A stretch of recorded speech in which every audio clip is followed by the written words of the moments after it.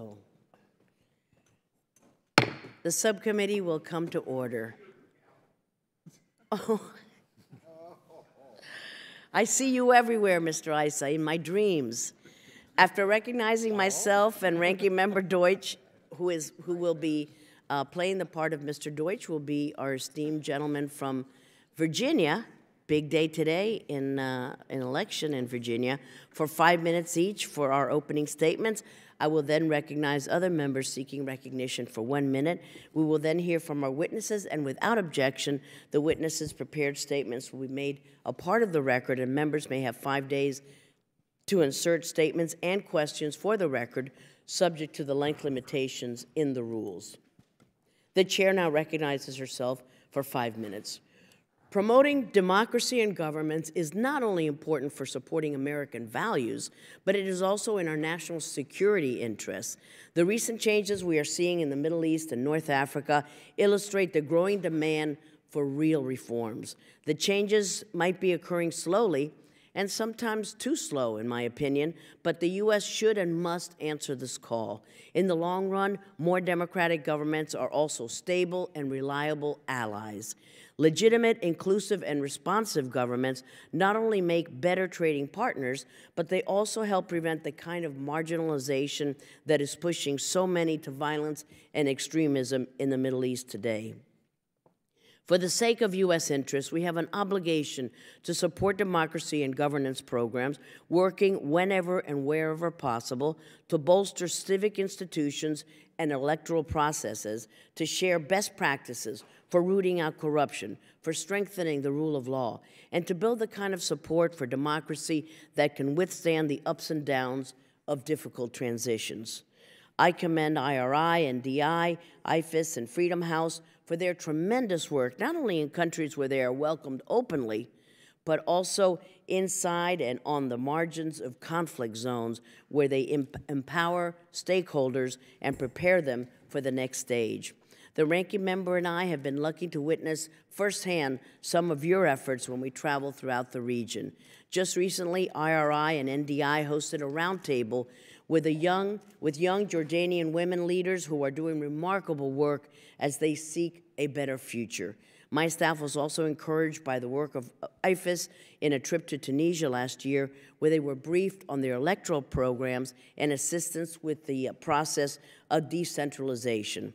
And Freedom House continues to be a bastion of liberty and democracy throughout the world. Your reports have been instrumental in formulating policies and advocating for things like freedom of the press, digital media, and civil liberties. But despite all of these efforts, what always seems to be missing from our end is a consistent and patient U.S. strategy that outlines our long-term democracy and governance programs, our goals, and how we can achieve them.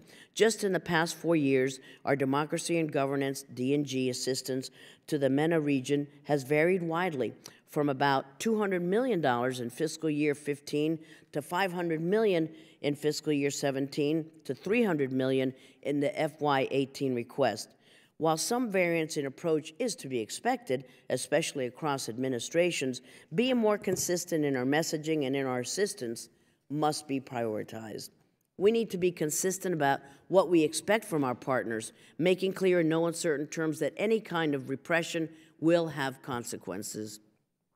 We need to hold governments accountable and call out our friends and allies when we see any kind of democracy backsliding. We need to find ways to keep our democracy and governance assistance, D&G, at steady levels, build on prior achievements, and not let progress fall by the wayside. We need to prioritize the participation of youth, of women, and minorities in civic life. And we need to lay the groundwork so that when the inevitable democratic setback does happen, our programming has made institutions and communities stronger, more resilient, and better able to withstand democratic challenges. As we look across the region today, there are no shortages of these challenges. In Lebanon, despite many hailing its democratic process, we just saw the prime minister resign because of Iran and Hezbollah's influence in the government. In Libya, despite successes at the local and municipal levels, rival factions continue to spar over the role of the national military. In Tunisia, the large majority of citizens are increasingly frustrated about the direction of the transition, including a recently passed reconciliation law that could let public officials off the hook for corruption. And in Egypt, space for civil society has all but disappeared as the Sisi government silences even the most innocuous criticism. Rumors that Egypt may amend its NGO law should not be taken seriously until we see tangible progress. We have seen this bait-and-switch strategy too many times before with the Egyptians, and I'm increasingly concerned that more countries like Tunisia, with its draft NGO law, will take a page out of Egypt's playbook. With countries all over the region struggling to implement reforms, we must ensure that our programming is moving in the right direction, both in focus and in intensity.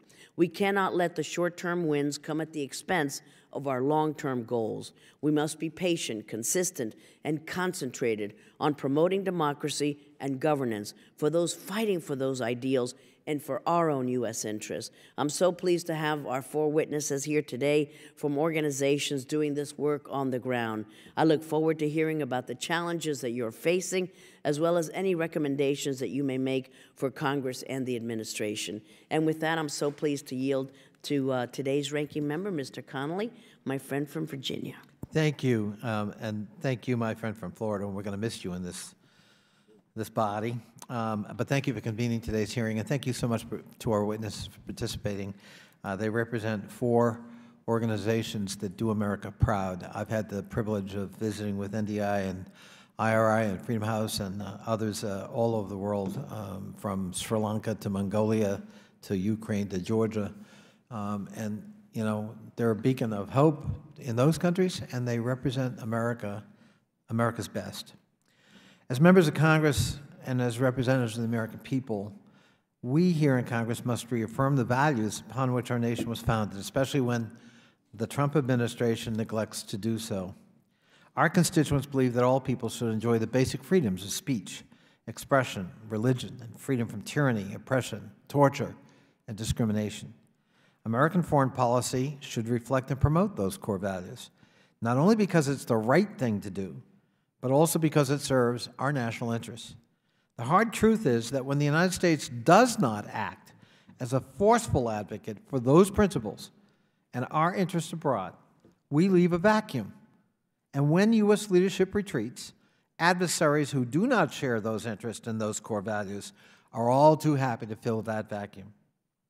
Ultimately, that endangers the United States' security.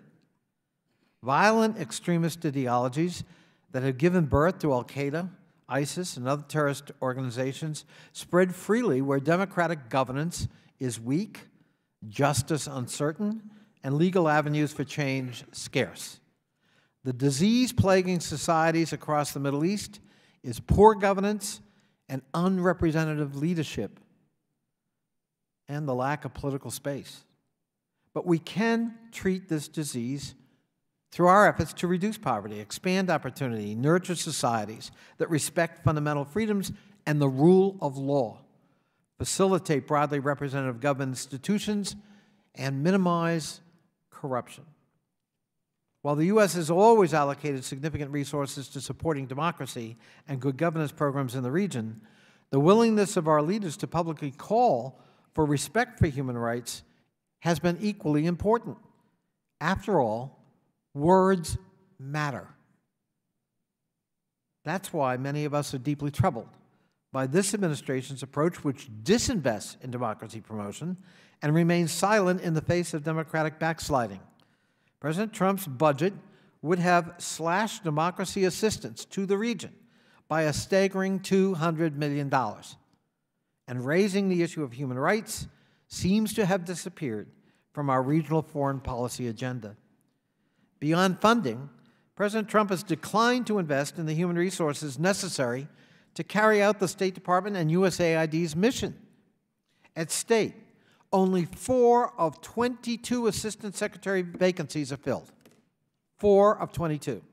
And the Bureau for Near Eastern Affairs still lacks a nominee. At USAID, only one person has even been nominated to fill the 10 deputy and assistant administrative positions. President Trump failed to nominate ambassadors for 5 key countries in the Middle East and North Africa region, and has incoherent foreign policies. His incoherent foreign policies drove the charge d'affaires, the United States charge, in Doha to resign. We've hollowed out diplomatic presences and made it more difficult to implement comprehensive and sustained democracy and governance programs. We're already witnessing the effects of the Trump administration's retreat. On President Trump's first foreign trip, he failed to raise human rights concerns in Saudi Arabia, in striking contrast to his predecessor. Just this week, there have been mass arrests of Saudi Arabian royals, ministers, and businessmen in a supposed anti-corruption purge. But critics warn that this crackdown may be a strategy for Crown Prince Mohammed bin Salman to consolidate power and silence political opposition. Tragically, the Middle East and North Africa are home to some of the least democratic governments in the world. Therefore, U.S. support for democracy is that much more critical. I'm a proud member of the House Democracy Partnership, which works with partner countries like Iraq, Afghanistan, and Lebanon to strengthen democratic legislatures, with support from the National Democratic Institute and the International Republican Institute, both of which do great work. It's to organizations like these, represented today, that we train the next generation of women for political leadership, promote programs that counter violent extremism, provide governance training to communities in liberated areas of Syria so they can be more resilient in the face of extremist groups. Citizens must be reassured that at the end of the day, our government is working and working for them. There's no better way to ensure that this is the case than by supporting local governments. During my 14 years serving in local government, I was constantly reminded of how immediately one's performance is judged, rewarded, or punished. Everyone knows where you live. The accountability is absolute. Democracy is built from the bottom up, not the top down. These important efforts contribute to long-term stability in a region that desperately needs it. A consistent, effective, and sustained strategy is crucial to reflect our nation's commitment to universal values of freedom and equality, and to treat the disease of oppression and disenfranchisement that has helped breed violent extremism in the region. I look forward to hearing from our witnesses, Madam Chairman, regarding how democracy and governance work is being protected by the United States government and promoting our national interest in this critical region. And I yield back. Thank you for your opening statement, Mr. Connolly. And now we'll recognize members for any opening statements they would like. And I currently have Mr. Rohrabacher and Mr. Cicilline on deck, and Mr. Issa. So we'll start with Mr. Rohrabacher. Thank you, Dana. Well, thank you very much. Years ago, of course, I was in the Reagan administration. I worked in the Reagan White House for 7.5 years. And when we came there from around the United States to be part of that new administration, we were determined to defeat the #1 enemy of freedom in the world.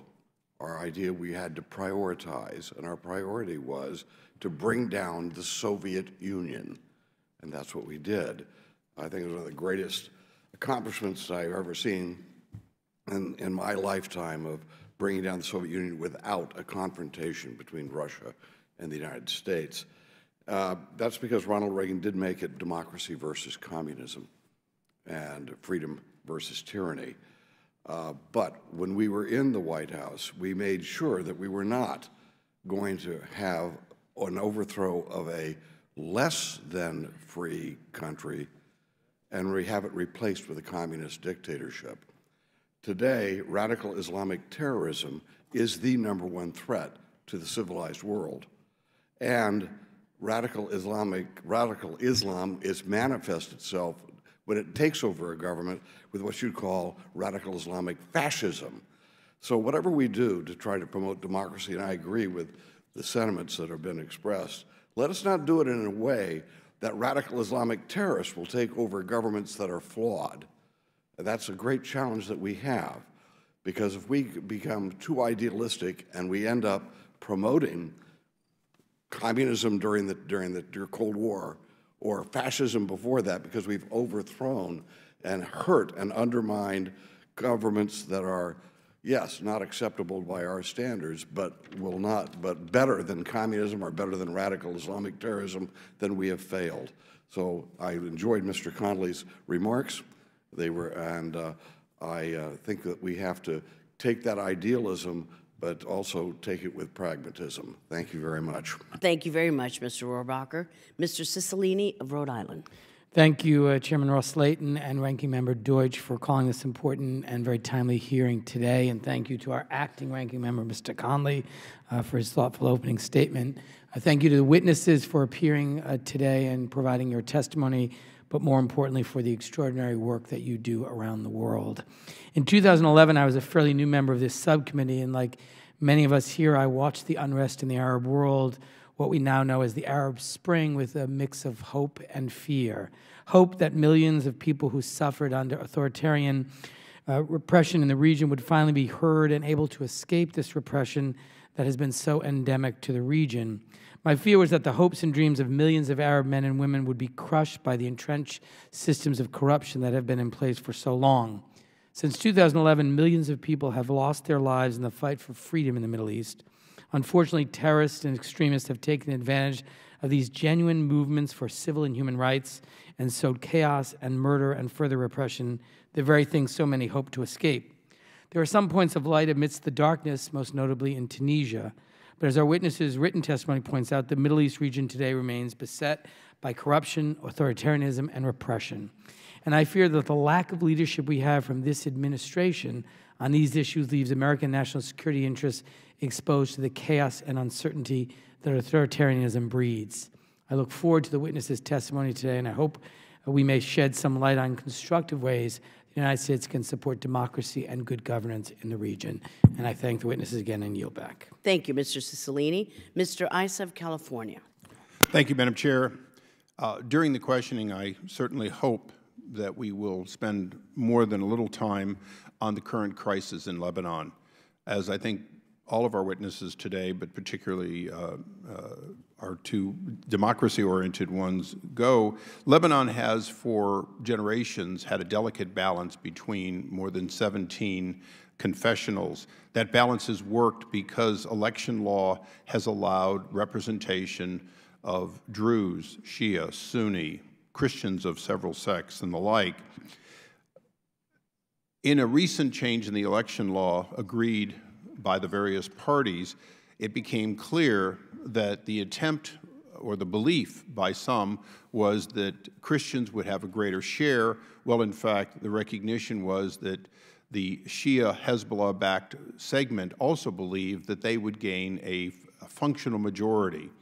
It now appears, with the resignation and exile of the Prime Minister, that that belief is very possible in 2018.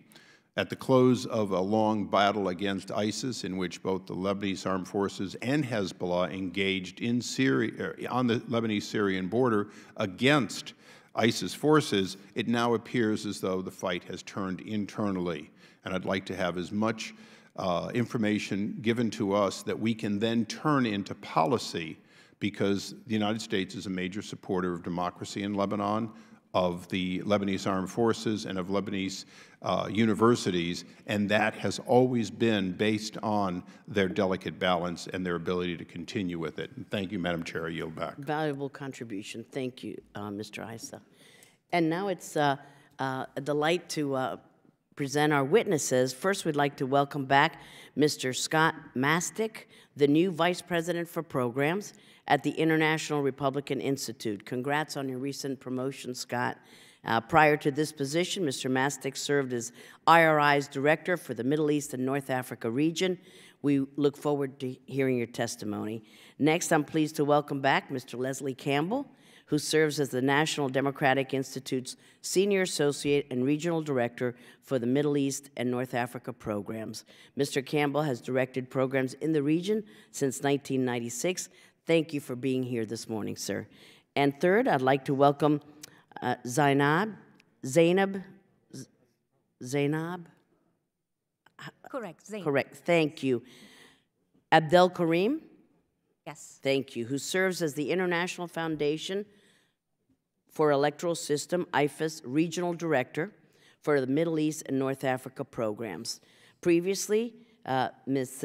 Abdel Karim served as Deputy Chief of Party in Yemen and as Deputy Director for Middle East Program for IFAS. We welcome you here today. And finally, we'd like to welcome Mr. Dr. Robert Herman, Vice President for International Programs and for Emergency Assistance Programs and Multilateral Initiatives at Freedom House.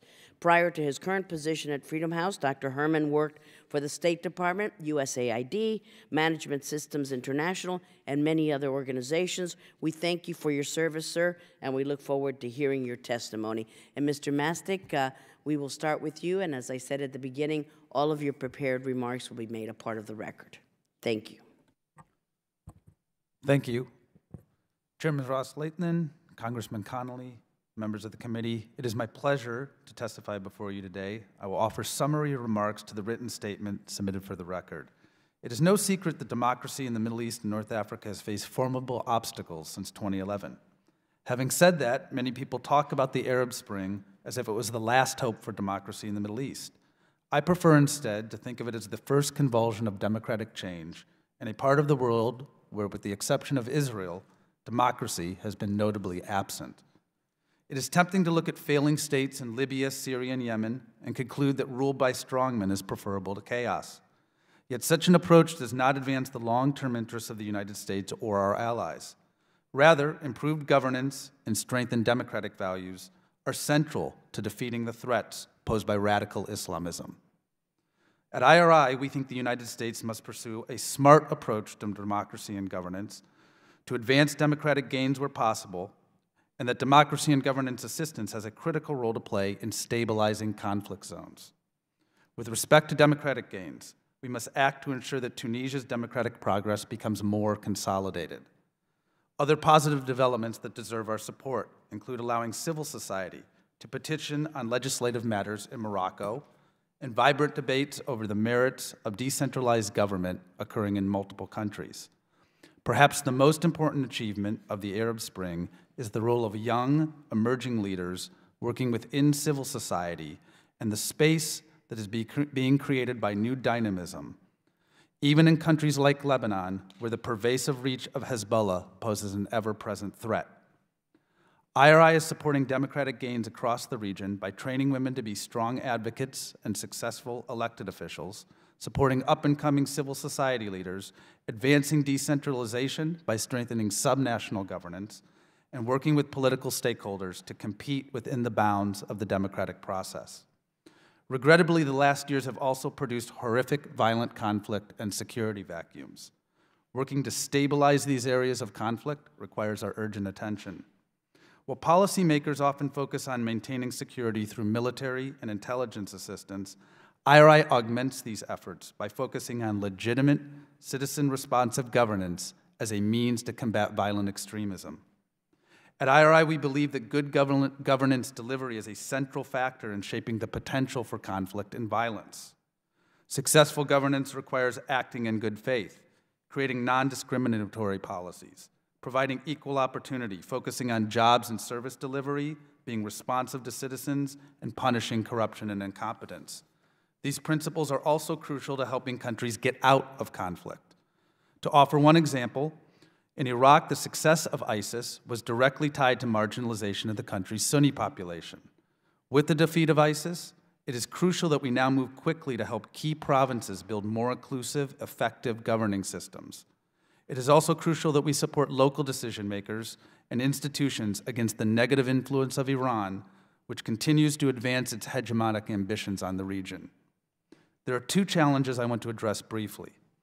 The first is the trend of constricting civil society space as a result of draconian NGO laws. Egypt's once vibrant human rights and democracy community has been all but silenced by a new NGO law that gives the Egyptian government sweeping powers. In practice, the law makes it virtually impossible for Egyptian NGOs to operate legally. Egypt regrettably is a leader in this regard, but there are signs other countries may enact similar laws and that a trend is emerging.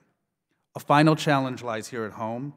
There are government regulations that prescribe how donors should select appropriate choice of instrument for democracy assistance programs. IRI and most democracy NGOs agree with Congress's recognition that there are unique benefits of assistance mechanisms for democracy programs. IRI's long-term approach, our network of trusted local partners, and our invaluable people-to-people relationships gives us a unique advantage in delivering value for the American people and serves U.S. interests well beyond the scope of individual programs.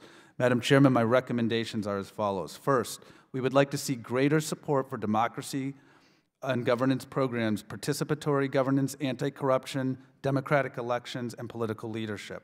Second, we would like to see a prioritization of subnational governance programs that help to stabilize environments plagued by conflict.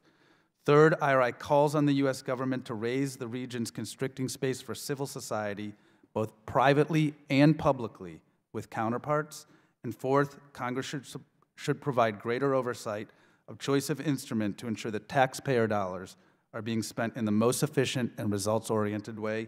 Thank you for this opportunity to offer testimony today. Great recommendations. Thank you so much, Mr. Mastic. Mr. Campbell. Great. Thank you, Chairman Ros-Lehtinen, Acting Ranking Member Connolly, members of the committee. It's sometimes posited that the Arab Spring unleashed a new era of instability in the Middle East by toppling repressive but, quote, stable dictators. However, this often stated thesis collapses under scrutiny as the supposedly stable regimes are increasing the locus of conflict and regional disarray. On the other hand, the countries that undertook limited democratic reform or were relatively well-governed prior to the 2011 uprisings, Morocco, Tunisia, Jordan, and Lebanon, have demonstrated resistance to destabilizing forces and continue on a path of limited liberalization, if not deep reform. Countries with long histories of authoritarian government or dictatorship, Libya, Syria, and Egypt, as examples, are in various states of societal and political crisis. In other words, more democratic and open government is actually correlated with the relatively peaceful parts of the region, while authoritarianism and repression have spawned and furthered instability and conflict. And it's in this context that I want to describe NDI's programs in democracy and governance, both successes and challenges. Across the region, a continuing youth bulge matched by dim economic prospects is creating conditions conducive to turmoil. 60% of the population in the region is under the age of 30, and half of these are just entering the workforce. However, unemployment in the MENA region is twice the global average. A further overlay on this complex regional tapestry is the rapid growth of Russian-style crackdowns on civil society. Egypt has become one of the world's most hostile nations to civil society activism, and even Tunisia, Morocco, and Jordan have at least discussed laws that would restrict civil society and foreign funding.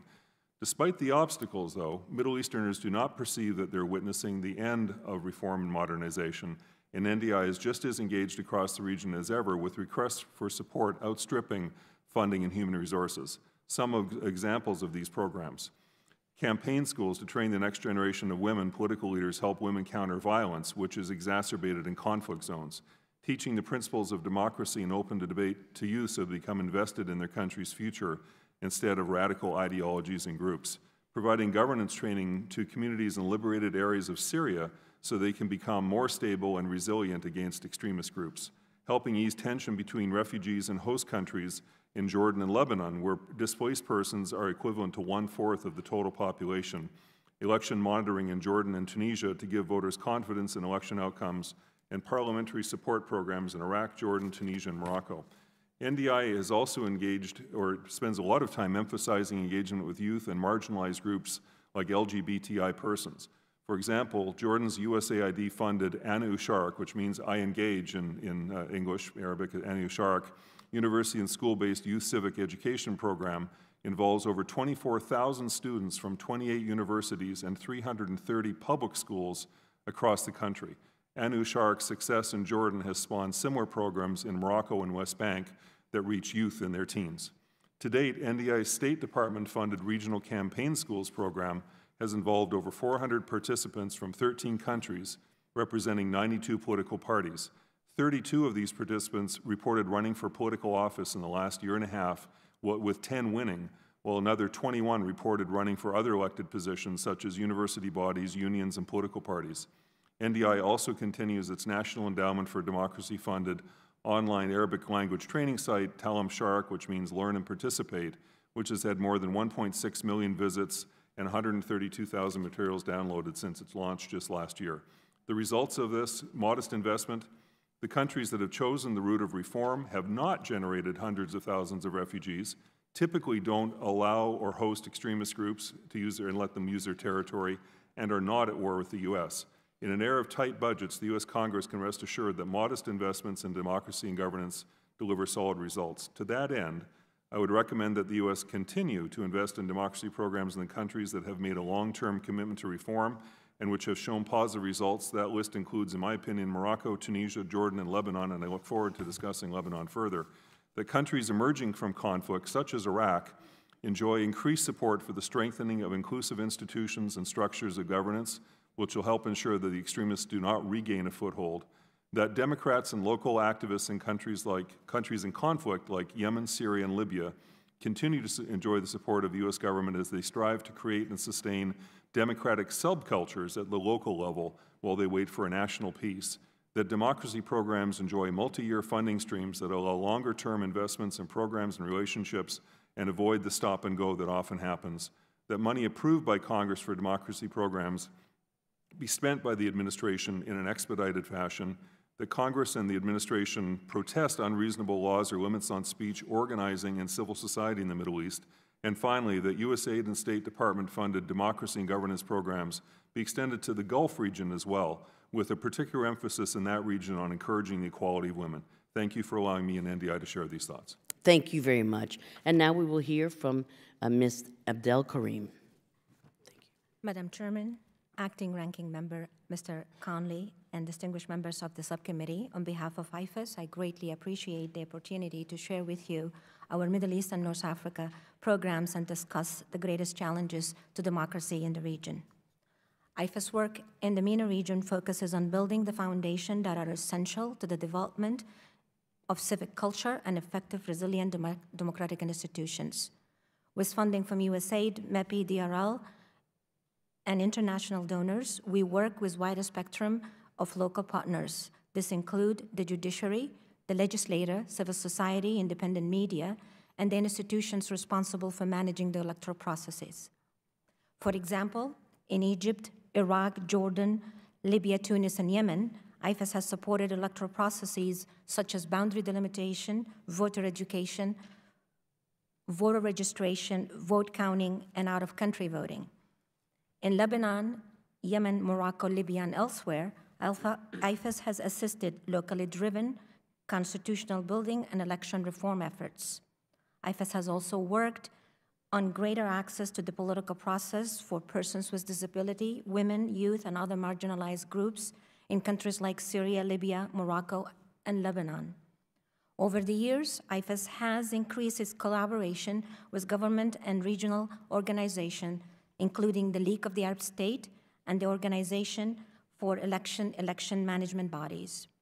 We operate in extremely challenging environments where widespread and deeply rooted political unrest continue to persist. Factors that played a major role in the 2011 uprisings, such as unemployment, struggling economies, and inadequate access to justice and ineffective governance, are not sufficiently addressed. The breakdown in security and rising volatility caused by ongoing civil wars, the rise of extremist group, and foreign intervention are daunting factors that do not promise stabilizations or democratic developments in the short term. Despite these challenges, there is still a widespread desire for fundamental democratic ideals. And despite violent and ruthless suppression, the people of the MENA region have not surrendered their democratic aspirations. Unfortunately, U.S. assistance to democracy and governance programming in the region has declined. We must evaluate the way in which democracy is supported and sustained.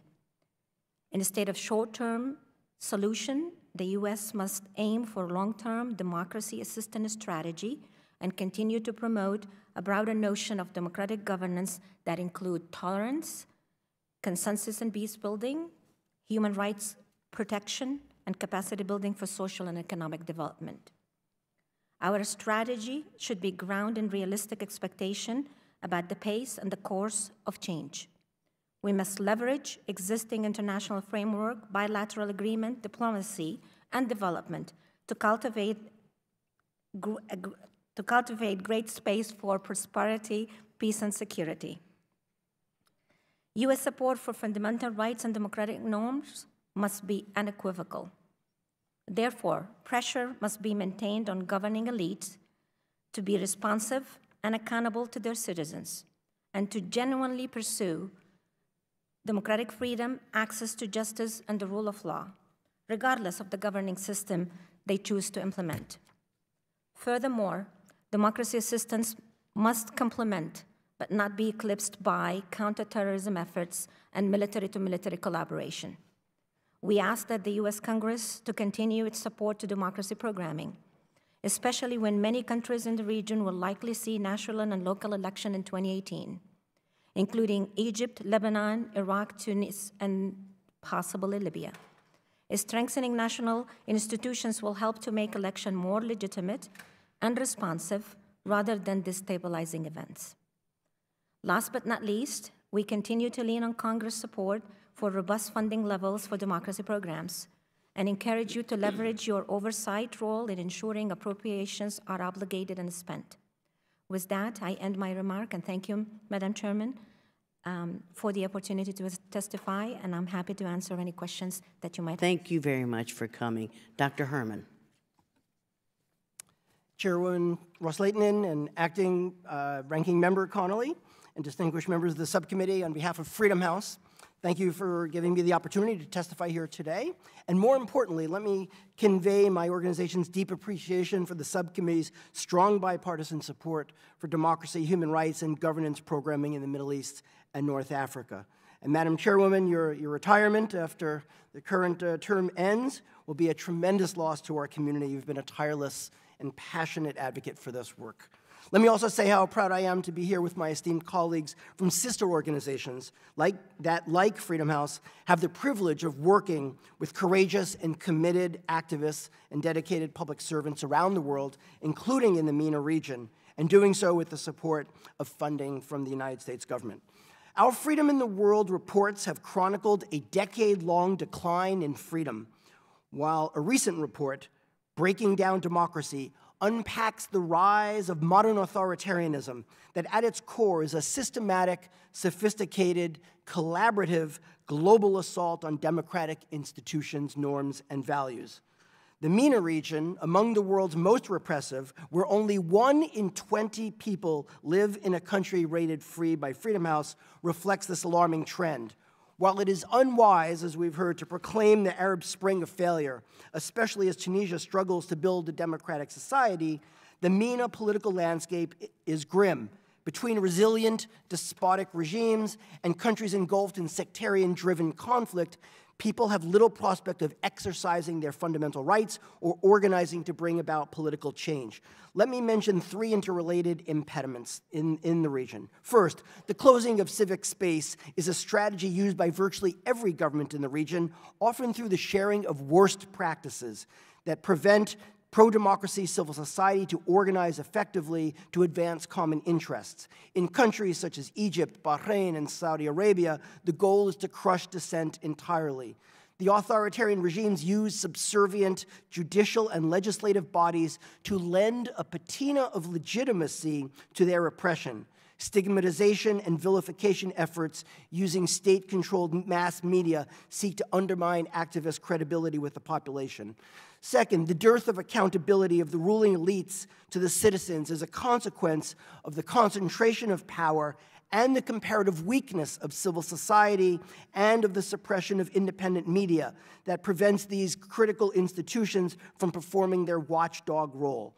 A culture of impunity can galvanize pro-reform sentiment, but it also can leave citizens disillusioned and feeling they have no agency to influence decisions that affect their lives. Third, the rise of violent extremist groups such as Al-Qaeda and the Islamic State stems in no small part, from the denial of fundamental freedoms and anachronistic political systems that fail to address the legitimate grievances and aspirations of citizens. MENA governments have used the genuine threat posed by these radical groups to crack down on peaceful political activity, frequently invoking anti-terrorism legislation to justify broad-based repression. Let me offer a few recommendations. First, Congress and the executive branch should work together to ensure that U.S. policy and strategy toward the MENA region emphasizes strengthening government accountability, protecting basic human rights, broadening political competition and participation. Democracy and human rights programs are much more likely to have impact if they reflect the overall U.S. policy priorities as well as our core principles and values. We must avoid the pernicious false trade-off between security and stability on the one hand and respect for fundamental freedoms and democratic norms on the other. Giving a pass to allies and security partners that block democratic reform, systematically violate rights, and engage in large-scale corruption erodes our moral authority and contributes to conditions that can fuel radicalization, impeding our ability to advance our national interests. Second, democracy and human rights governance funding should focus primarily on civil society and established or nascent political parties as the most likely catalysts for non-violent political change. Providing support to state institutions makes sense only where there is demonstrated political will to undertake meaningful reforms. And at the same time, security assistance, a major source of U.S. government funding in the region, should be conditioned on would-be recipient government meeting a meaningful standard of human rights and democratic accountability. And if I can, just one more. The U.S. should work with like-minded governments to press across the MENA region on issues of corruption and impunity, a combination that has left citizens angry and disillusioned and undermine their confidence in governing institutions. Sanctions regimes such as the Global Magnitsky Human Rights Accountability Act should be used whenever appropriate to hold accountable perpetrators of corruption and human rights violations. I look forward to your comments and questions. Thank you. Good recommendations from all of you. Thank you so much. I'll start with you, Mr. Mastic. The Lebanese Prime Minister's decision to resign over the weekend has a lot of people worried about the future of Lebanon, as well as increasing regional tensions between Iran, Saudi Arabia. With Lebanon's parliamentary elections scheduled for May of next year, it would seem that we should be ramping up our democracy and governance efforts to ensure that moderate parties aren't getting pushed to the side by Hezbollah. What kind of U.S.-funded democracy and governance efforts are you seeing in Lebanon right now? And are we prioritizing the democracy and governance aspect the way we should in advance of this election? Thank you. I think what we've seen this weekend reflects the limitations of a notion of a national unity government when the main power player in that government is an illiberal, authoritarian movement that has compulsory force that it could utilize outside the bounds of state institutions. And so now we're sort of in a situation of limbo again about when and whether we'll proceed to parliamentary elections. My concern is that over the last several years, I've noted a pulling back from or reluctance with respect to U.S. assistance to support what I would consider to be key U.S. democratic allies in Lebanon. And I think in many instances it's because of this notion of trying to keep things in a stable situation and encouraging sort of a national unity approach. But really we've quickly reached a limitation on that given the nature of the dynamics within Lebanon and the presence of Hezbollah. So what I would hope to see now is a redoubling of efforts in supporting political actors in preparing for parliamentary elections, and specifically those that fall more in line with the interests and values of the United States. Thank you so much. Ms. Abdel Karim, in your written testimony, you recommended that the U.S. should aim for a long-term democracy assistance strategy that is linked to counterterrorism deterrence. How does inconsistent democracy and governance assistance hurt us here in the United States?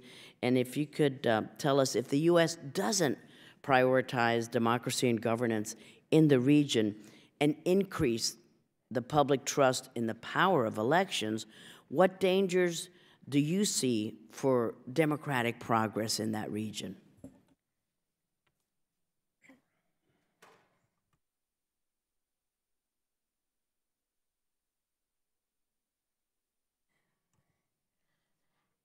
Over the years, the U.S. have limited its support, I should say, been very selective in the countries that it decide to give support to.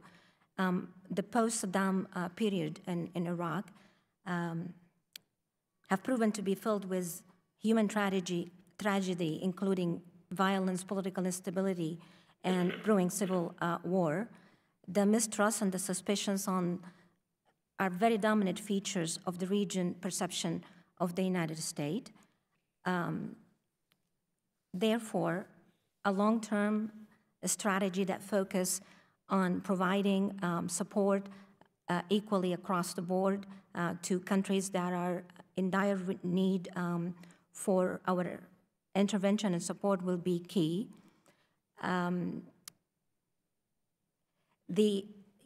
Unfortunately, we will continue to be viewed as meddling in the politics and interfering to change the political order. The backlash against democracy aid require a building of trust and a buy-in, and we seek to impose. We should not seek to impose ourselves, but in fact, seek to be invited to support. Thank you. Yeah, thank you. Thank you so much. And lastly, Dr. Herman, in your written testimony, you highlight the degree of collaboration and active exporting of worst practices in the current wave of repressive rule. What are some of those examples of the worst practices that you've seen in the Middle East and North Africa region, and to what do you attribute this new collaboration? Thanks. Well, in some ways, the Middle East was a latecomer to what I call the rise of modern authoritarianism. You've had certainly repressive, despotic governments in place for a long time, but this new phenomenon that we're seeing, which, as I said, is a little bit more sophisticated, many of these governments around the world, leading authoritarian states, whether it's Russia, China, and others, and now I would put Saudi Arabia and even Iran in that category.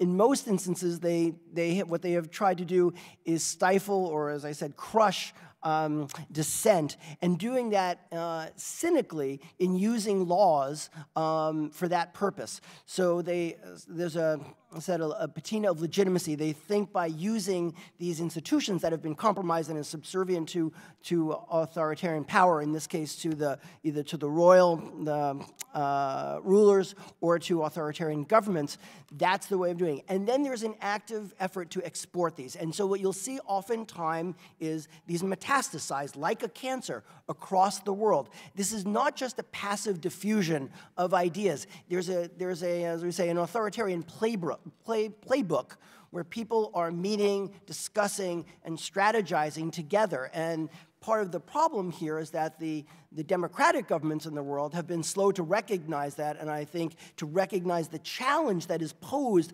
by this more concerted effort. Herman. Thank you so much, and I would like to ask Ambassador Wagner to take over chairing this subcommittee, because I have to go to the Intelligence Subcommittee. Thank you, Mr. Connolly. Hold Thank on you. a second. Thank you so much.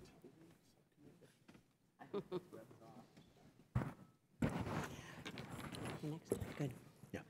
All right, thank you. And we'll now turn to our ranking member, Mr. Connolly, for his 5 minutes of questioning. I thank the chair.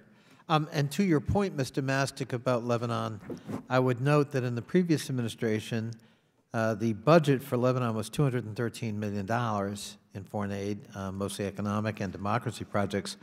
This administration has cut that to $103 million, less than half. And I mentioned in my opening statement that the budget for democracy assistance in the region was cut by more than 40%, or would have been cut by more than 40% in the Trump budget request. So let me ask you, Mr. Campbell, and you, Mr. Mastic in particular, a 40% plus cut, does that affect your operations in the region, or can you just suck it up? Does it have substantive impact? No, it has substantive impact, and in fact, I'd mentioned Lebanon. Maybe it'll be a big topic of discussion today.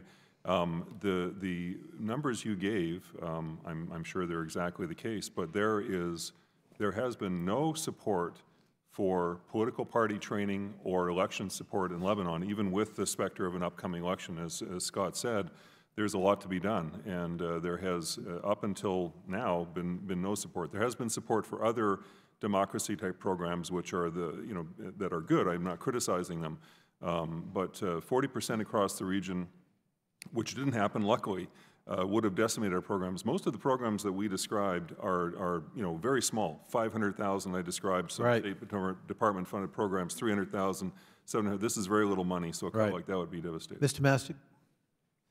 Yeah, so beyond the across-the-board decrease in the administration's request, I think it's more useful to look at how we are utilizing the money and the targets of opportunity for where we are utilizing it. Yeah, but Mr. Mastic, that's not my question. My question is, would it affect your operations on the ground in the region if you had to absorb a 40% plus cut, if that's what this cut translated into? It honestly depends on what countries we are utilizing the money in and where the cuts are. Because in the budget request that was given, in some instances there were increases in countries in this region.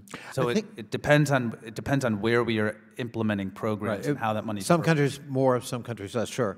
I think it is important to know that with both IRI and NDI, it's not just your specific projects or programs on the ground, but there's a nexus that gets created by your presence. So there's an NGO nexus, there's a civic engagement nexus, there's even a business nexus attracted to this magnet of democracy building. And when you cut that or eliminate that or jeopardize that, lots of other things are affected in the ripple effects. I think you'd both agree.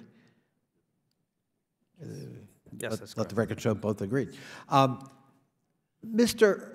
Herman, should we be worried about Tunisia? Tunisia is often cited as the one example out of the Arab Spring that kind of went the right direction.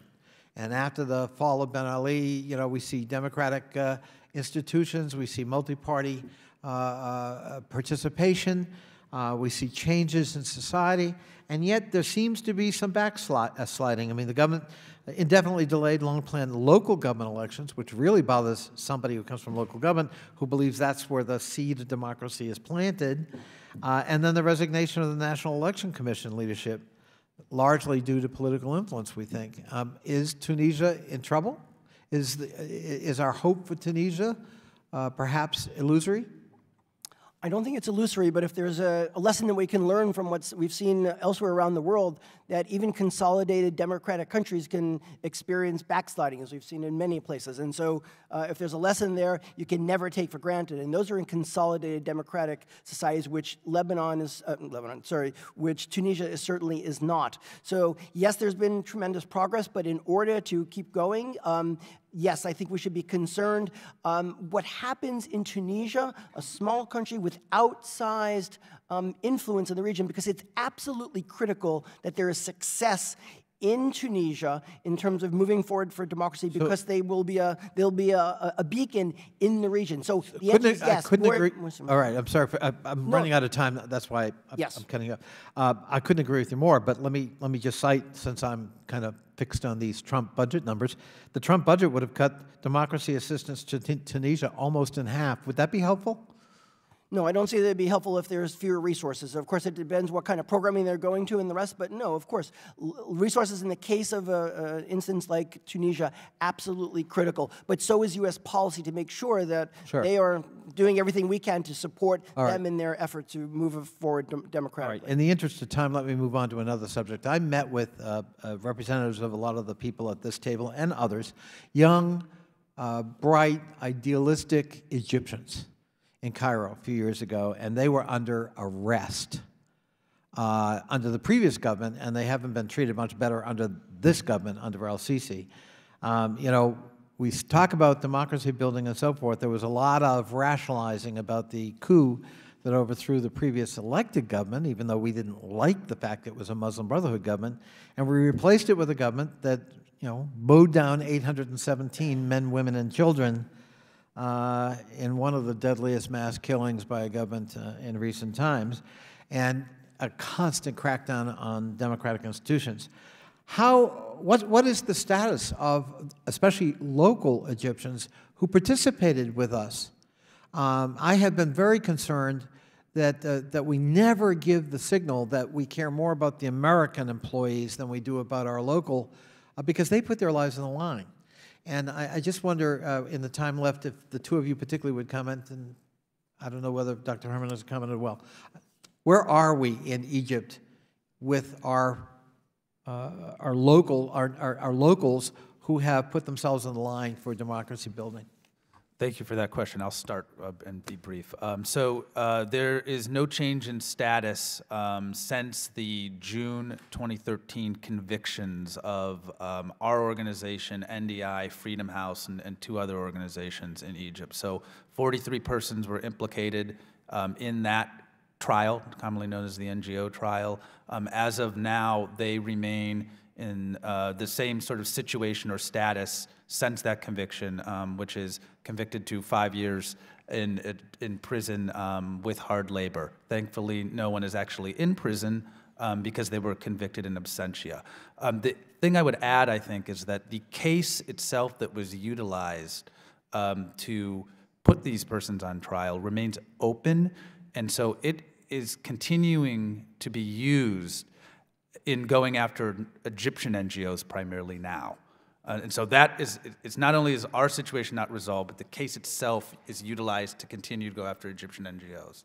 If I can add just something briefly, a fact that probably most don't know is that of the 43 people that were convicted in what are called the NGO trials, the vast majority were non-American. 14 were American, the rest were Egyptian and other nationalities, most of them Egyptian. Appeals were filed on behalf of those employees. The appeals have never been brought forward by the Egyptian courts or heard. So the Egyptians are purposely keeping the whole thing in limbo, basically as a message to sort of back off NGOs and civil society. So it's still very much a going concern. Thank you, Madam Chairman, for your indulgence, and thank you. I thank the gentleman. His time has expired, and I'm pleased to take over the chairmanship of this subcommittee at this time while our chair, Ileana Ros-Lehtinen, is in Intel. And I want to thank you all for being here today. Beyond critical national security concerns, promoting democracy and human rights is the most important objective of American diplomacy and aid. I appreciate the work that your organizations do in advancing American values across the world, and I'm grateful that you made time to be here today. I would agree with Mr. Mastic that the lack of democracy and the prevalence of poor governance cause conflict across the Middle East and in North Africa. Fragile, failing, and authoritarian states pose serious political and security dilemmas, and it is very difficult for civil societies to make their voices heard in the MENA region. Mr. Mastic, you wrote that advancing women's empowerment is an important step in promoting democratic gains in the Middle East. To you and perhaps to Ms. Abdul Karim, what progress or obstacles have your organization seen on the ground regarding women's empowerment issues and allowing women to play a meaningful role in Middle East governments? Mr. Mastic. Thank you. Well, for one thing, I think it's important that we sort of acknowledge or cite gains when they occur, and a couple of important things have happened recently, including very forward-leaning violence against women legislation that has passed in Tunisia, some changes in Jordan and Lebanon with respect to inheritance rights. So those kind of things matter, I think, and are some positive signs about how there is social change occurring in the region. With respect to the obstacles, though, of course, there remains sort of like deeply embedded social, cultural obstacles to the idea of women's leadership in the public space. And in many instances, women are sort of sidelined from having a seat at the table, especially on things that sort of extend beyond the realm of what people consider to be women's issues in the region. So part of our strategy has been to try to empower women as leaders in every sphere, every sector, and including sort of like economic issues, on defense and security issues, on various types of political leadership and thought. Good. Ms. Abdul Karim, could you please comment, please? Sure. If we looked across the region, the legal frameworks for election across the board continue to improve to increase the women political participation. However, it is very limited, and political parties continue to push for male candidates, knowing that the likelihood of them securing a certain constituency would be more possible on these if they run with male candidates. Nonetheless, progress is happening slowly. We, just recently, from the meetings that I had in Lebanon, to answer to Mr. Issa, it was shocking to us to see that the election law that was passed earlier this year have no quota or reserve seats for women, and it leave it fully for the political parties to determine, the ranking of the women in their lists. That indeed going to limited the number of women that are going to be selected for the next parliament. And also, we've seen countries like Egypt eliminated quotas that they had in the past. Despite these limitations, we see improvement on the women movements and advocacy, greater than it used to be. I have limited time. Ms. Abdul Karim, you also wrote about the IFAS Civil Engagement Platform. Yes. That focuses on Syrians who are now living in Turkey. One piece of that was the Women's Forum. Can you discuss how the Women's Forum operates and what its goals are? Okay. The Women's Forum is basically a group of women that we engage with through our local civil society groups. We're keen on building their capacity to ensure that they would play an effective role in advocating for the rights, especially when the time comes for looking into putting the legal framework for the country in the future. We also ensure that they have safe haven for exchanging, ideas, information that they could, advocate more effectively through the leaderships of the oppositions that are leading the conversations in Turkey and Gaziantep. I thank you. Dr. Herman, I've run out of time. I'm so appreciative of Freedom House's work in the civic space, and I wonder if in writing you could respond to how can USAID and the State Department, sir, better include and aid civil society participation in some of these conflict zones. With that, my time has expired, and the chair now recognizes the gentleman from California, Mr. Rohrbacher, for 5 minutes. Thank you. Oh, I'm terribly sorry. I'm sorry. The chair now We're still here. How could I miss you, Mr. Connolly? Yes, yes. The chair now recognizes the gentleman from Rhode Island, Mr. Sicilian, for 5 minutes. Thank you, Madam Chair. Thank you again to our panelists. Dr. Herman, I want to start with you. When President Trump takes high-profile meetings with leaders like President Sisi of Egypt, President Erdogan of Turkey, and King Salman in Saudi Arabia, and fails to bring up issues of human rights or democratic governance, what message does that send to the region, both to the people and to other leaders? And in your experience, has there been any shift in perception on the part of regional leaders in terms of U.S. expectations in regards to the protection of human rights since President Trump took office as a result of both his statements and the failure to raise these issues in high-level meetings? Thank you for that question. I know we talk a lot about programs and funding that goes to programs that we implement, but sometimes these, and they're not just symbolic, but the meetings that leaders have, I would say, that our leaders have with their counterparts, it's absolutely critical that these issues be raised. It sends the right signal both to those governments that this is something that is absolutely essential to American values and all this, but it also sends a very hopeful message to the activists on the grounds who are putting their lives on the line, that we have their back, that we are supporting the work that they are doing. We're raising this. We're raising these issues with those governments. Absolutely critical. It's not a substitute for programs. It's not a substitute for good policy, but it has to be, and we should encourage our ambassadors and others to do that, assuming that is something that, given the crackdown we're seeing on civil society, that embrace is not going to be counterproductive. But I guess my question is, knowing that, have you seen a shift in perception in the region by this administration and this president in particular, his failure to raise those very issues in those high-level meetings? I think there is a lot of concern that the U.S. is both, I'd say, even more broadly, is retreating from its global leadership role, but also how that then redounds to the country level and not raising it as much. Yes. Thank you. And Mr. Campbell, just to follow up on Egypt for a moment, how would the newly proposed NGO law impact civil society and media organizations in Egypt? And with the imposition of this law, would the United States be able to maintain foreign assistance on these issues to Egypt and still be in compliance with the Brownback Amendment, which of course states that foreign governments may not control our democracy assistance?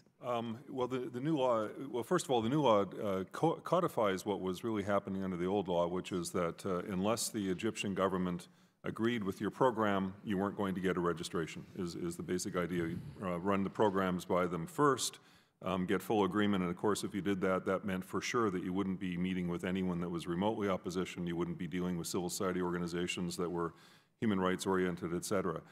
In my opinion, I'm not a lawyer and I don't study this, but I think just the fact that it is required to have your program run by the authorities first for their approval would run afoul of the Brownback Amendment. It seems quite obvious. Mm-hmm. And the other problem with the law is that it's so unclear as to how you can appeal things or move things forward that it allows the Egyptian government to leave NGOs in limbo and inevitably they get in trouble because they don't know what's allowed and what's not allowed.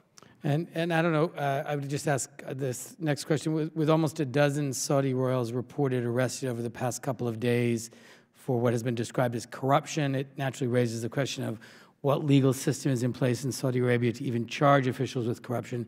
Can anyone on the panel shed any light on this? I don't know specifically in the Saudi case, but we can't pretend that these countries and these governments are rule of law. It's the rule by law, not the rule of law. So the idea that we go through this, and I don't know what's happening there, but we've seen this time and time again that anti-corruption laws are used to go after one's political opponents rather than really address the root causes of the corruption. I don't know if that's the case. Mr. Master, look at your... So it's always a sort of a challenge to understand the timing and motivations behind certain things that happen within the Saudi kingdom, especially when it relates to the royal family, right?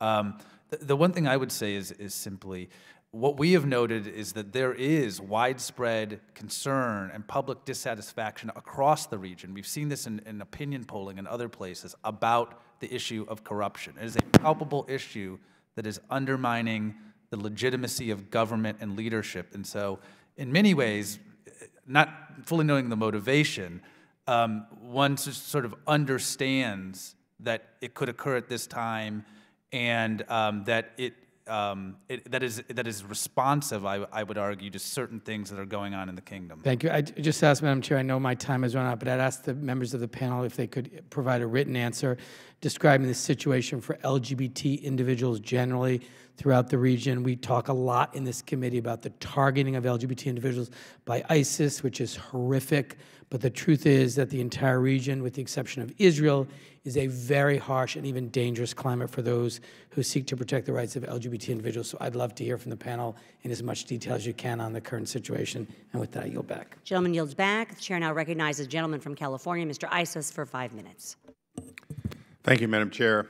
And he can live up to my promise on Lebanon, but Dr. Herman, to paraphrase a statement from Casablanca, are you shocked there'd be corruption in Saudi Arabia?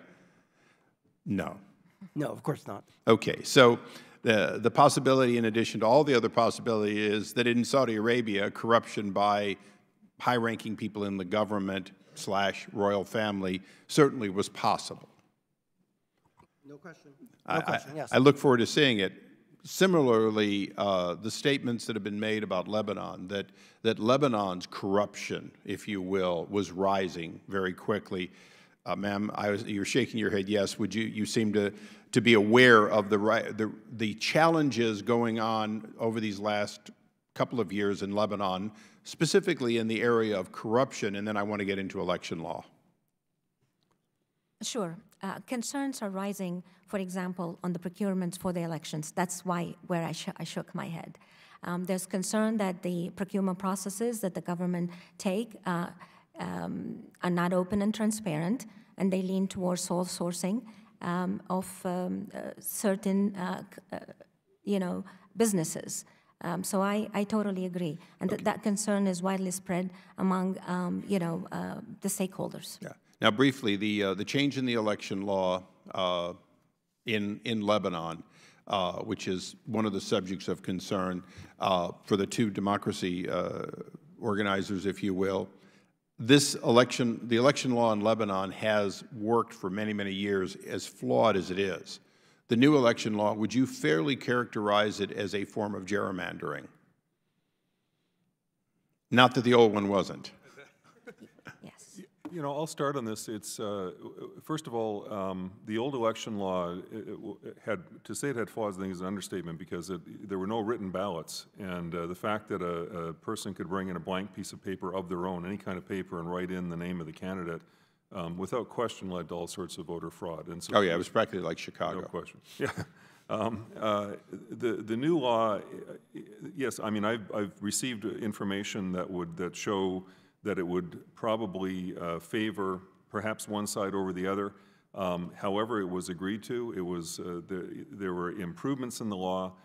What I was hoping was that we would have a debate about the law and have improvements prior to the election. I mean, the fact that it seems, as Scott mentioned earlier— Is there still time for that? Assuming, for example, that Lebanon recognizes that our aid and our support is going to be contingent on free and fair elections, including a fair allocation of, if you will, because it's a district-based system, it holds open the possibility that you draw the lines, you draw the results. There is time, and I think that there is a debate. There's an open debate. I think you have, with General as president, you've got some parts of the Lebanese community, particularly the Christian community, thinking that that they'll get more fair representation. There have been analyses that show that Hezbollah and their allies might, be favored by the election law. I think it's an ongoing debate. There's more than enough time to change it. The shame of this whole situation would be, in my opinion, if a parliament which was last elected in 2009 and has really lost any kind of momentum or legitimacy ends up being a casualty of this. People are desperate in Lebanon, as you know, for change and some forward momentum. There. Briefly, because I want to follow up on Egypt. Go ahead. Sure. I do think there's time. One of the things I'll say about an advantage with the election law change is I think it provided some opportunity for new independent voices and actors to come into the electoral competition space. And that's positive in the sense that it is generating more dynamism in the political debate. And so with any change, if there's additional change, I would hope that it at least sort of preserves a system that allows for new independent movements and actors to sort of come into the electoral competition. Well, and that's something that I think we in the United States would assume that we favor in a parliamentary system. But let me switch to Egypt for a moment. You were involved in that. I'll note Mr. LaHood's presence as one of the individuals caught up in that challenge. We had full access in Egypt. We were allowed to, both of your organizations were allowed to freely operate in Egypt And you had years of building, if you will, these political organizations, mostly intellectuals who formed, if you will, third parties, and yet it collapsed and collapsed fully when the Muslim Brotherhood came in and swept the election and doesn't exist today. So my question to you, with the time the chair might give me, if we had that opportunity in Egypt again, how would we do it differently so that those programs would yield real political organizations that had staying power to actually have an effect? Because we had the opportunity, we had years. Hosni Mubarak gave us those years, and it did us no good when those elections occurred, in my opinion.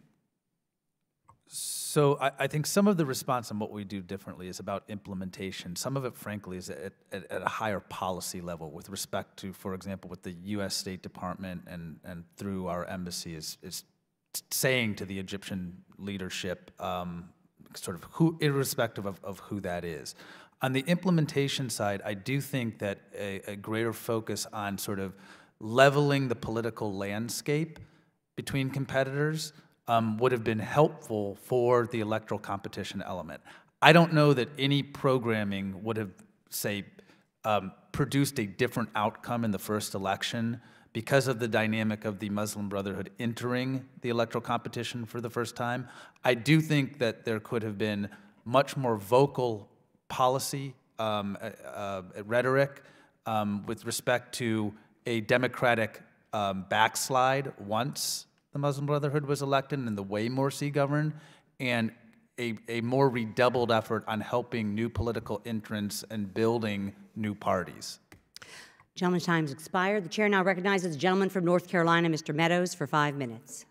Thank you, Madam Chair. Thank all of you for your testimony. And so let me pick up there, Mr. Mastic.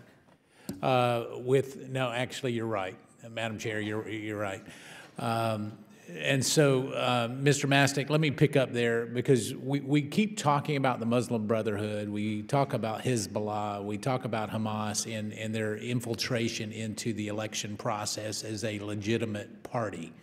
And yet, Dr. Herman was talking about it not being the rule of law, but I guess ruling by law. And what happens is with the State Department's inability to acknowledge maybe the Muslim Brotherhood as a terrorist organization, it sends a conflicting message as if it is what in the West we would think is just a legitimate party with a different focus. Do you not see that we send conflicting messages as it relates to some of this, whether it be in Egypt or whether it be in Lebanon with Hezbollah?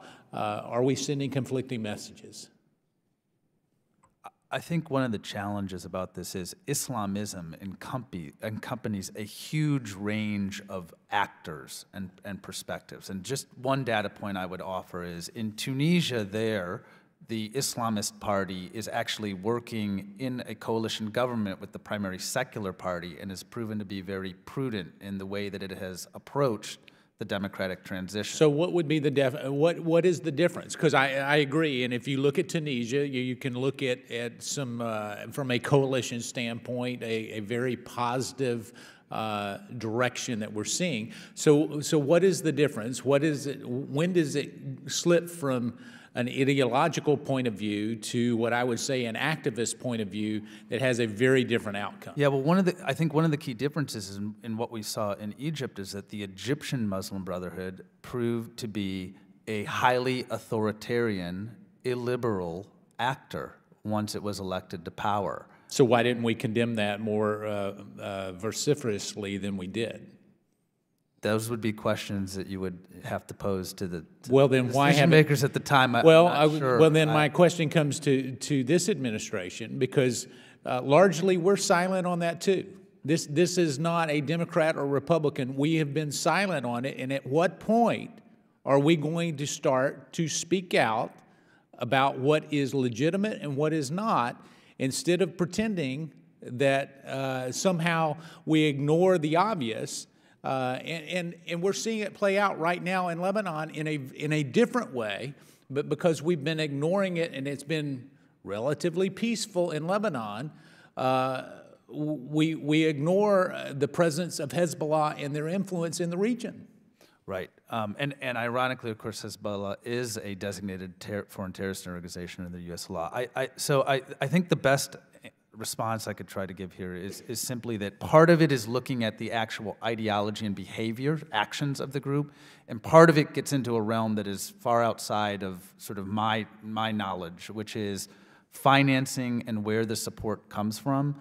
Persons over at the Department of Treasury are sort of best to deal with that. Listen, but this is different, and let's look at Muslim Brotherhood specifically, because this is very different. I was an author of the Hezbollah, sanctioning bill, so I get the financial side of it. But what you're dealing with is not finances. What you're dealing with is democracy, and it has nothing to do with the finances. And until we start to actually articulate our concerns, you're going to have these abnormal issues that we've got to address. The gentleman from Virginia was talking about funding. Listen, I've been one that has advocated on funding on your behalf from a foreign policy standpoint. But if you're going to be anemic with proper assessment, there's no sense to have you around. And I'm saying, coordinating that with the State Department, the message needs to be clear. It is time that we start acknowledging the obvious. Wouldn't you agree, Mr. Campbell? Yeah, I agree in most senses. One of the things that I think we need to do is make sure that that parties that have not renounced violence or that have violent wings aren't treated as just normal competitors in elections. Thank you, and I think that's exactly where we need to go with this, because here's what I have been troubled with, is that at times, listen, we're all about freedom, and we're all about free speech, and we're all about a competition of ideas. But the minute that you start putting in the violence that is accompanied with that, you miss out. Wouldn't you agree, Dr. Herman? Yeah, I absolutely agree. I think that's the critical point, that these parties have to be committed to peaceful participation, peaceful processes. And I would also say, though, that we should also be spending time worrying about and trying to find out why are so many people in those societies drawn to those who would not renounce violence as a way of bringing about political change. And that goes back to the idea of inclusion and giving people an ability to participate in a political system that they can change it without resort to violence. Well, and that is, as our democracy would say, is protecting the rights of the minority. And when you do that, it has good results. Thank you, Madam Chair. I yield back. Gentleman yields back. The chair now recognizes the gentleman from Ohio, Mr. Shabbat, for 5 minutes. Thank you. Just going back to the last answer, and I want to first of all apologize for being here a little late. I had a small business hearing and a judiciary hearing, and so I've missed much of what's happened. So if I'm repeating anything that's already been said, tough luck. No, I'm sorry. I apologize. But going back to why are people drawn to kind of violent ideologies, Dr. Herman, if I could go to you with that, and anybody that would like to answer for that matter.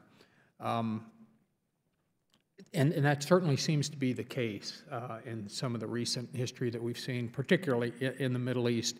The previous administration, pulled out of Iraq, and I'd been there, a number of times. And when we were talking to our military personnel there, our Iraqi counterparts, to virtually anybody, there was always this concept that a certain level of troops would be left there for a period of time, anywhere from 10,000 to 15 to 20,000 or so. And ultimately, that's not what happened, and I would argue that we saw the results of that, which was the rise of ISIS, and the country, which I think probably Baghdad would have fallen had the administration and our allies in the region not finally stepped forward and did something. They didn't do enough, and it took far too long, but ultimately we see, recently ISIS is falling, although, they're like rats. They go into other parts of the region, and they're going to have mischief is too weak a word. There's going to be horrific action as a result of their being all over the place. But the point is, when when we pulled out, it didn't take too long for Iraq to fall. If we pulled our troops out of Afghanistan, the administration is not considering that, I don't believe, but if we did, because a lot of Americans, I think, we're tired, but we've been there for a long, long time. We still are losing our men and women there. If we pulled out, how long would it take for the Taliban to take over? Anybody that would like to take that? Well, regrettably, the Taliban already controls portions of the country. I don't know that they have the capability to sort of take over Kabul in the sense of a kind of full takeover of the country, in part because of the efforts that have been put into sort of like building resiliency. But the writ of the government of Afghanistan kind of ends at the Kabul city limits, unfortunately. Right. And so how long could they kind of withstand that growing onslaught? It's hard for me to offer a timeline on that, but certainly if there is a minimized U.S. presence, efforts to ensure that doesn't happen are important, certainly. Right. Thank you. I think as distasteful as it is that we have to, it seems like, leave our men and women in harm's way in that region longer than a lot of us thought we would be there or should be there. I think the adverse consequences of pulling them out would be tragic and horrific, and we can't afford to do that. Let me shift gears completely. I don't have a whole lot of time left, and I'm assuming you all already talked about this to some degree, but who would like to comment on Prince Mohammed bin Salman's recent aggressive diplomatic tactics and what is going on there, and what should we think about that? Mr. Campbell, I think I see you ready to yeah, no, I'm chomping at the bit. So. Yeah, we did talk about it a little bit, but I think we all agreed that no one knows the inner workings of Saudi Arabia well enough. But just to make a comment, Yemen is such a volatile place right now, and there's a lot of saber rattling coming out of Saudi Arabia. Prime Minister Hariri, left Lebanon, went to Saudi Arabia, then resigned, and then we had the sacking of the various princes and putting them in the Ritz-Carlton and so on. I don't know the inner workings. We were saying earlier that perhaps this is an anti-corruption move, but I would wonder if there's anyone in Saudi Arabia in the higher echelon of the princes that's not corrupt. So it's a little hard for me to believe that one group is not corrupt, all the other group is corrupt. But what really worries me more than anything is that at this moment, when the region is so sensitive and at this tender moment in terms of all-out warfare, even worse than what we have, Saudi Arabia appears to want to start wars. And I don't know if they are going to fight the wars because they haven't fought it very well in Yemen. Yeah. They started and they haven't been able to finish it. They've created a crisis there. So my only comment on that, not knowing the inner workings, is the way they're talking is not helpful. Thank you. And my time's expired, but I would just, if I could, one final comment. I think there ought to be considerable concern when one considers the rise of Iran in the region and the negative consequences of what they've wrought thus far, and to think that the Saudis could be unstable at this critical time is of, I think, considerable concern, or ought to be. I yield back. Gentleman yields back. And now the chair finally gets to recognize a gentleman with good patience, a gentleman from California, who is the chair of the Europe Subcommittee, a gentleman from California, Mr. Rohrbacher, for 5 minutes. Thank you very much. I've enjoyed this hearing. Thank you very much for stimulating the discussion. As I say, I went through this when our number one enemy was the Soviet Union, and communism was the great threat. And I don't know, maybe people don't agree with me now, but radical Islamic terrorists, and as I say, when radical Islam gets in charge of a government, they become radical Islamic fascists, of a fascist system, is the number one threat to the free people of the world. And I would hope that as we get into this battle, that we are not making a mistake that peaceful change is the only way that happens in the world. We understand there are people fighting one another who are not perfect people, but good intentions and more people who more reflect what we would want them to do if they don't come to power, and no matter what their good intentions are, if who comes to power are these radical Islamic terrorists, then we have failed. Then we are making it a worse world by trying to be perfectionists.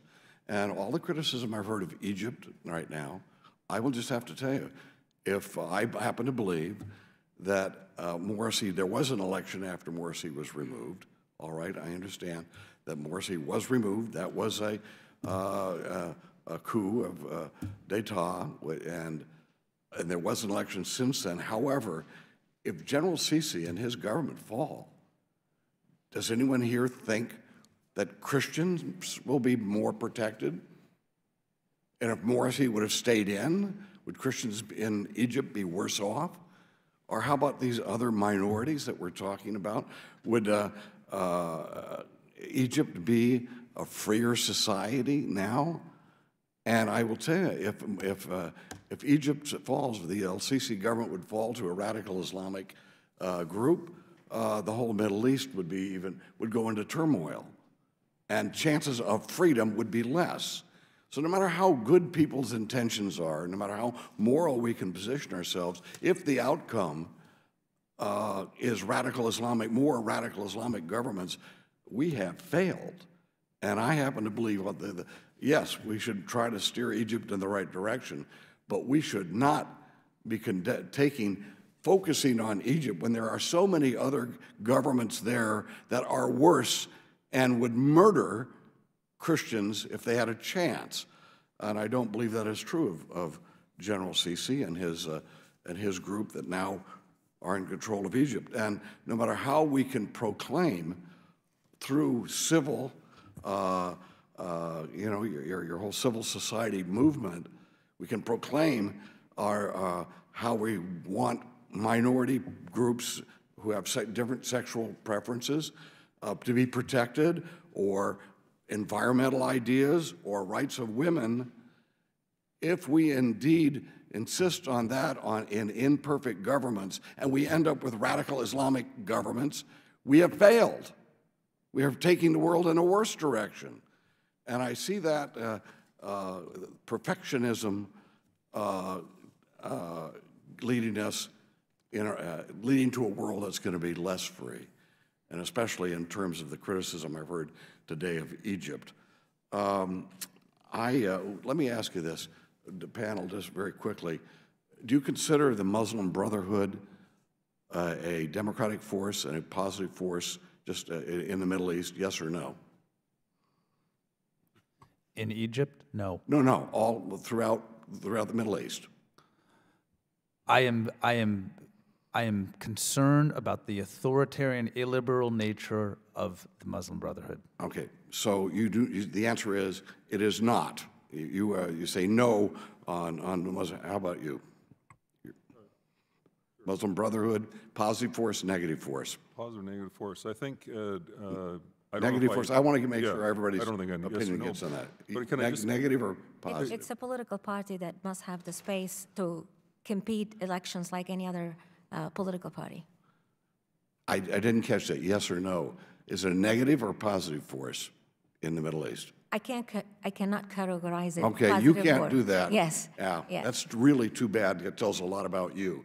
Is it a positive or negative force? To the extent that they're prepared to renounce violence as a way of gaining political support, I would say they could be a positive force, but I share Scott's very much his analysis that as we see it now, no. And of course, in Egypt, the best outcome would have been for them to be just not gone in a coup, but voted out of office and then inoculate the citizenry from thinking that that's a solution to the problems of the Egypt. Muslim Brotherhood gives excuses for people to tyrannize other human beings, and exactly the thing your civil society claims to be against. And the world isn't just changed by violence, it's changed by people who propagate ideas that will lead to tyranny and to violence. The Muslim Brotherhood is a negative force in the world, and especially in the Middle East. And we better start being realistic, or we're going to have a totally destabilized world where radical Islamic terrorists have a lot more threat to everybody else in the world than they have today. Thank you very much, Madam Chairman. Gentleman, time's expired, and without further ado, the Middle East and North African Subcommittee hearing on democracy and governments in the Middle East and North Africa stands adjourned.